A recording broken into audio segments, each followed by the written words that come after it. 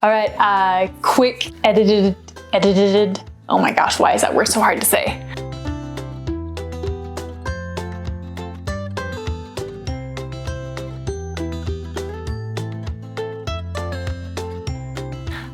Quick voice from the future, jumping back here through the magic of editing to the beginning of the video. This video turned into a little more, kind of a lot more of a deep dive than I was expecting. Apparently I have a lot of thoughts and feelings about giant yarn.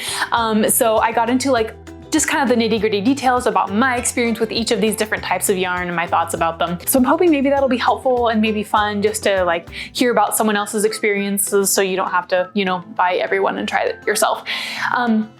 But in case you were looking for just a really quick overarching view, rather than hearing all of the details, I am including a quick overall reference at the very end of this video. So if you want just the quick overall details and corresponding prices, skip ahead to this time code that I will put right here. And back to the rest of the video. Hi there, I'm Anja from Peony and Time, and in today's video we're going to be going over kind of some of the details, pros and cons of some of the different giant yarn options that are out there now. There definitely are significantly more options out there than there have been in the last few years, which is really exciting, but then it also can be a little overwhelming sometimes, I feel like, unless I don't know, it's kind of expensive, it's a big commitment. It's not like just buying enough one skein for a hat or something. Since I've had the opportunity to try out a few different kinds of giant yarn, I haven't tried all of them yet, but they're on my list. Anyhow, so I thought it'd be little, oh my gosh. So I was hoping the word thing would be working better than it is, but oh well. Anyhow, so I thought it would be fun to chat with you about the options that I have tried, show you some side-by-side comparisons. So maybe when you're if you're thinking about trying some giant yarn for the first time, you would maybe have some better ideas of what you might like to go for just after listening to me chat about some of the stuff that I have tried. Okay.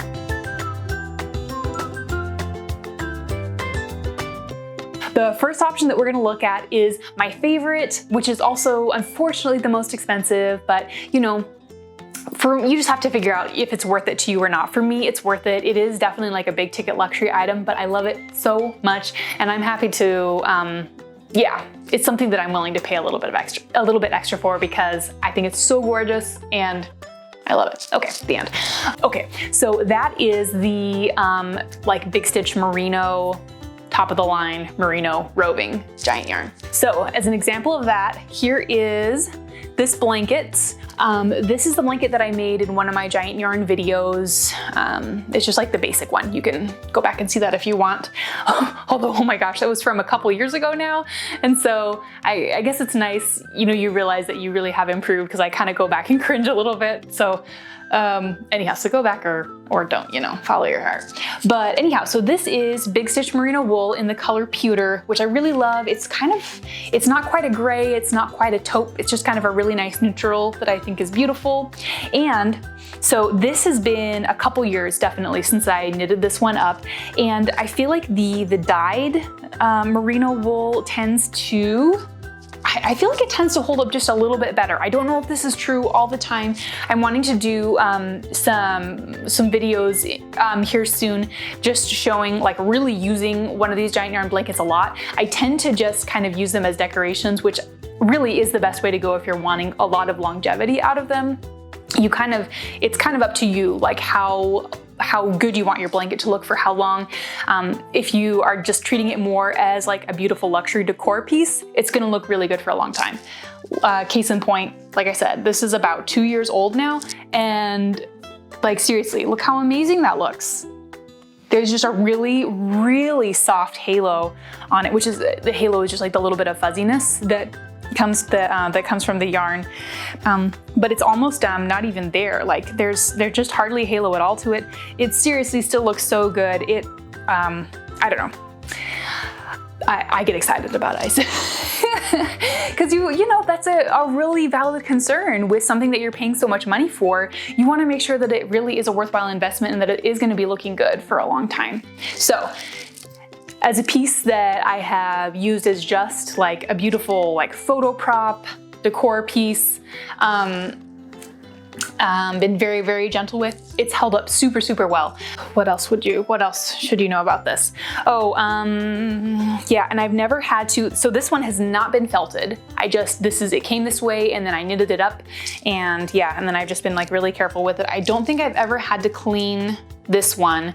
I'm gonna show you real quick here though, some yarn. I had this natural cream colored yarn.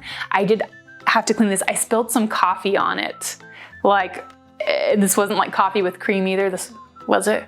Oh, hopefully I still have the video, but I accidentally spilled some coffee on this blanket, which definitely was a panicky moment, but it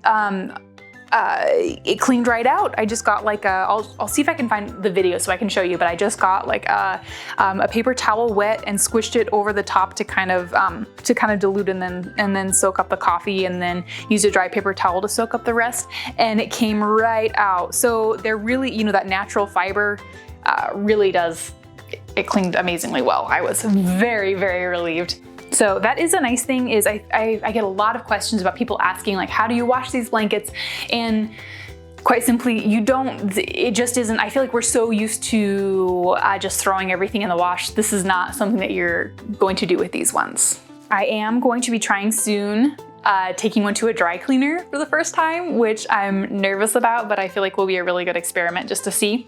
But yeah, so far all I've had to do as far as actually cleaning it when I spilled something on it was just the spot cleaning with water and a paper towel, and it came out just fine. So we'll see. I'm gonna be doing some different tests here really soon and compiling a video of like, here's what happens when you like spill red wine or coffee, you know, or like ketchup.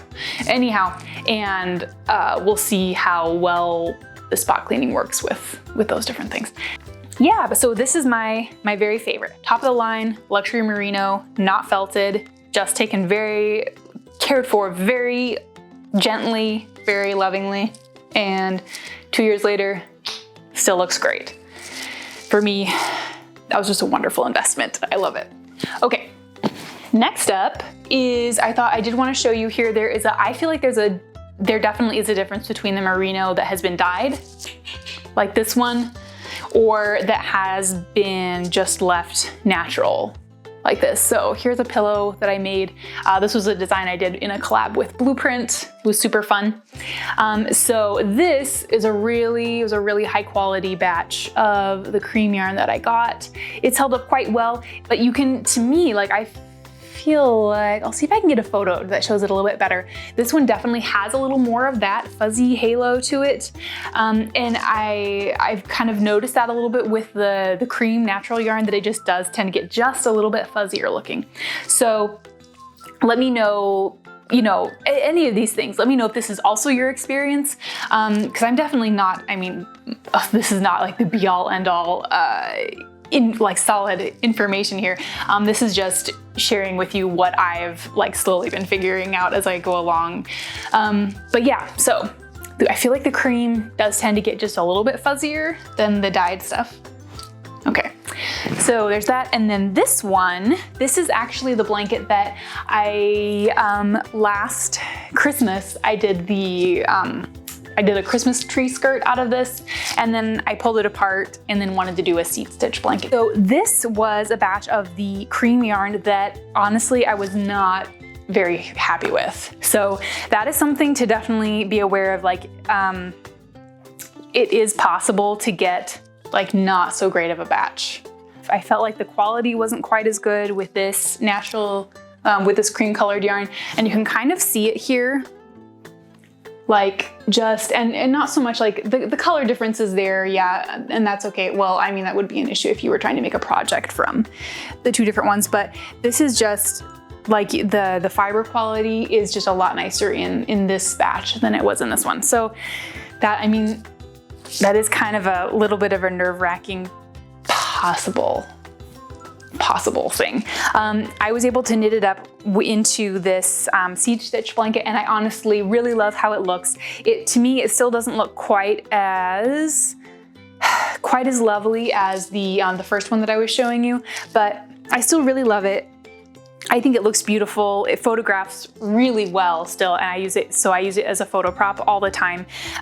But because I wasn't quite as happy with the quality, this is one that I am definitely like keeping for my personal use, and I'm not like, you know, offering it for sale or anything. Anyhow, okay. So, oh my gosh, I forgot to tell you about prices. So for the high-end merino wool, this is gonna end up costing for, so I figured all these prices out for about like a 6-pound throw blanket, which is kind of like your average size throw blanket. I don't remember the exact dimensions, but I'll throw them up on the screen here for, these are the dimensions for a, like a merino blanket. So for a 6-pound kind of like medium average size throw blanket of the merino, it ends up costing about $290. For the stuff that I get, that I sell through my shop, I'm still hoping one of these days I can get like a deal negotiated so that if I continue selling it, that I can offer it for less, because that would be really nice. I'm just like not big enough of a, important enough of a little business yet to be able to like negotiate a better deal with one of the big companies. So I still have to use a middleman.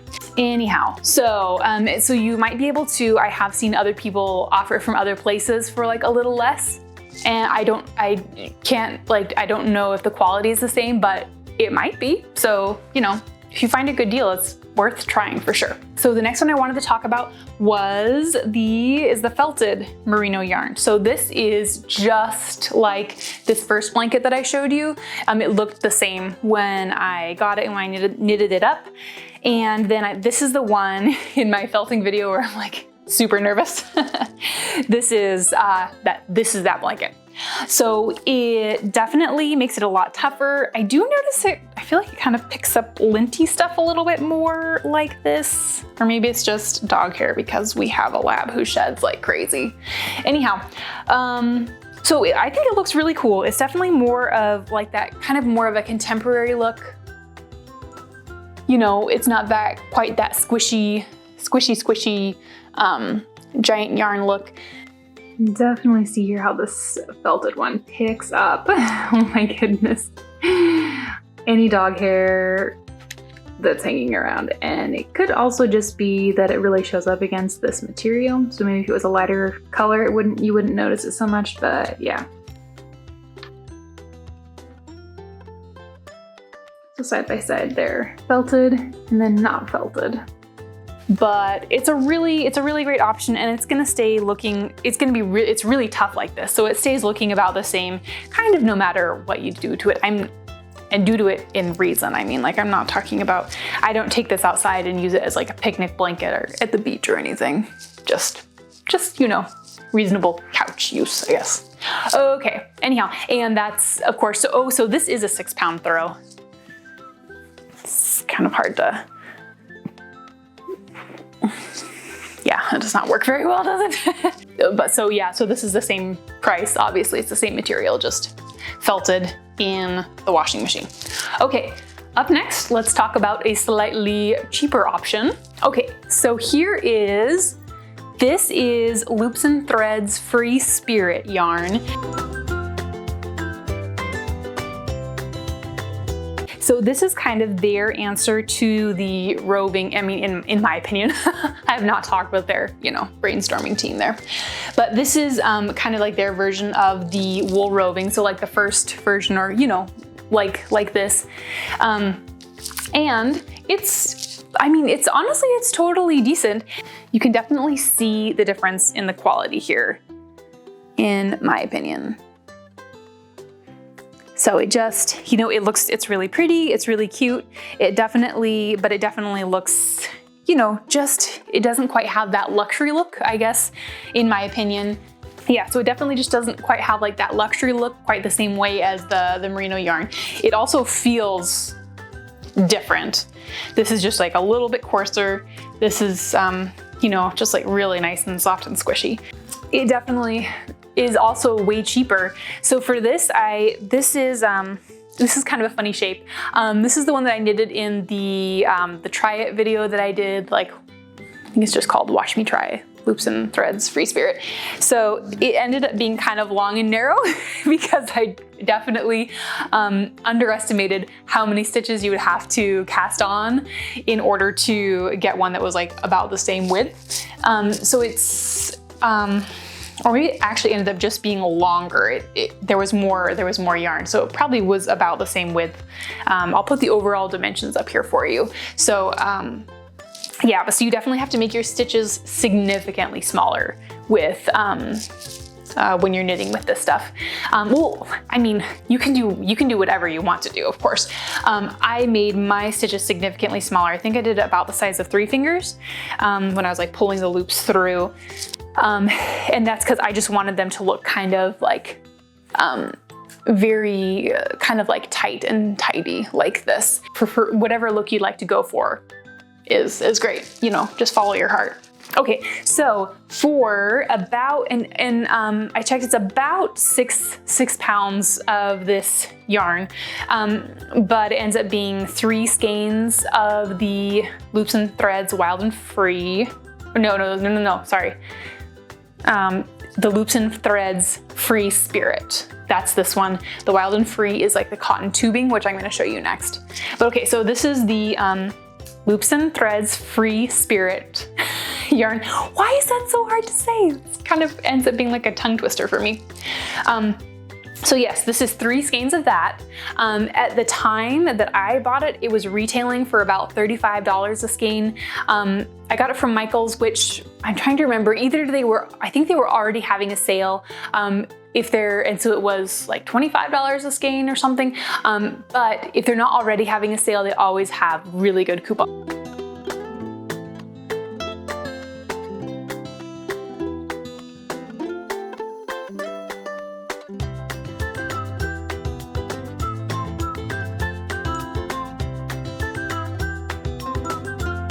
Definitely a much cheaper version. I have heard, so this one I made a few months ago. I honestly, so it's really cute. It's not my favorite. So I have not, I don't really have it out and use in pictures or, you know, to decorate a chair or the couch in my living room. And not because it isn't like cute or pretty or a totally decent product. It's just, for me, I feel like these ones are so much prettier and definitely have like that luxury, beautiful look. So since I have them, I would rather like have this out. If this was the only one that I had, I probably would use it more. Anyhow, oh my gosh. Stream of consciousness, you guys, I'm sorry. I just have a lot of thoughts and feelings about all of these. Anyhow, seems like a totally decent product. It looks really cute when it's knitted up, just doesn't quite have like the luxury feel or look of the other ones. But so because I didn't end up loving the look of this finished project as much as as much as I love the look of the merino one, I haven't really used this at all, really. I knitted it up for the video, took a couple photos, and then I folded it up and put it in my craft room, and I really have not touched it since. So it still looks, you know, just like it did when I knitted it up. I will say though, one of my friends on Instagram, whose name I am not remembering right now, but you know who you are. Thanks for sharing this info with me. She sent me a video of her, she made a blanket out of this Loops and Threads Free Spirit. And I feel like it was just after a number of months, maybe like 5 or 6 months or something of use, of actual use. It sounds like to me, gosh, I wish I could remember who this was so I could find this video and ask her some more questions about it. But so they'd been actively using it, and it was really just kind of falling to pieces. It was really coming apart, really large pills, more than I have seen before with the merino. But then again, also I'm not using any of these really actively. I'm very careful with them. I use them for looks, for photos. Because they're just special, nice pieces to me. So yeah. Anyhow, so let me know in the comments below if you have made up a blanket with this Loops and Threads Free Spirit and how it has held up for you with wear. Like I said, not really used it very much, and so it still looks fine. But yeah, My friend on Instagram used hers a bunch, and in a matter of months, it was like really falling to pieces, which is just so disappointing because it's still expensive. I mean, even if you get it on sale, that's a lot of money. And it's just always really a bummer when like a project that you really worked hard on and enjoyed and were happy with the results ends up just kind of falling apart and not looking great. So. But that being said, I guess if you just want like a cheaper version of the giant yarn Instagram blanket, and know that if you use it a lot, it's gonna fall apart, you could just, make up one of these and then just, use it just for looks, no touching. So, I mean, just depends on what you want it for, I guess. Okay, so, I never even wove in the ends on this one. I just did it in the video and then folded it up and forgot about it. Okay, so last one here for today. So this is with the Loops and Threads Wild and Free.